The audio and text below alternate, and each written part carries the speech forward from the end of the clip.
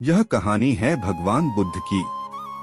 एक राजकुमार से एक महान गुरु बनने तक। आइए जानते ईसा पूर्व 563 में लुम्बिनी वर्तमान नेपाल में राजा शुद्धोधन और रानी महामाया के पुत्र के रूप में जन्मे सिद्धार्थ गौतम बचपन से ही विलासिता में पले बढ़े। उनके लिए भविष्यवाणी की गई थी कि वे या तो एक महान राजा बनेंगे या एक महान सन्यासी। उनके पिता ने उन्हें भौतिक सुखों से घेर रखा ताकि वे संसार की पीड़ा न देख सकें। युवा अवस्था में उनका विवाह राजकुमारी यशोधरा से हुआ और जल्द ही उनके पुत्र राहुल का जन्म हुआ। परंतु सिद्धार्थ का मन अशांत था। वे जीवन के गहरे रहस्यों को समझना चाहते थे।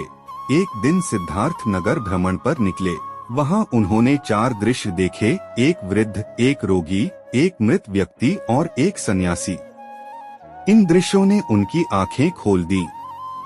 उन्होंने समझा कि जीवन में दुख अवश्यंभावी है। इस एहसास ने उनके मन में वैराग्य जगा दिया। एक रात जब पूरा महल सो रहा था, वे अपनी पत्नी और पुत्र को छोड़कर आत्मज्ञान की खोज में निकल पड़े। यह घटना महाभिनिष्क्रमण के नाम से जानी जाती है। सिद्धार्थ ने विभिन्न गुरुओं से शिक्षा ली और कठोर तपस्या की।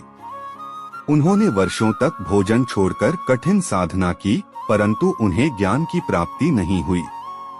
अंततः उन्होंने यह समझा कि अतिशय भोग और कठोर तपस्या दोनों ही सही मार्ग नहीं हैं। उन्होंने मध्यम मार्ग अपनाने का निश्चय किया। इसके बाद वे बोधगया पहुँचे और बोधि वृक्ष के नीचे ध्यान लगाने लगे।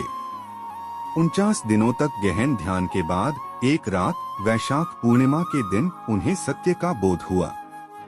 वे बुद्ध अर्थात ज्ञान प्राप्त करने वाले बन गए। ज्ञान प्राप्ति के बाद बुद्ध ने संसार को अपने ज्ञान का प्रकाश देने का निश्चय किया।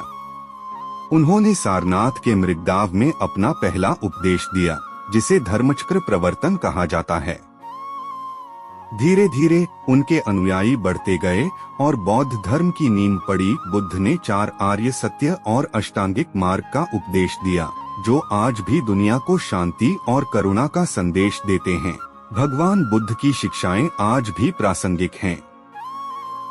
उन्होंने हमें सिखाया कि दुख का कारण अज्ञान और तृष्णा है और मोक्ष का मार्ग सत्य और करुणा है। उनकी शिक्षाएं पूरी दुनिया में फैलीं और आज भी लाखों लोग उनके मार्गदर्शन में जी रहे हैं। नमो बुद्धाय।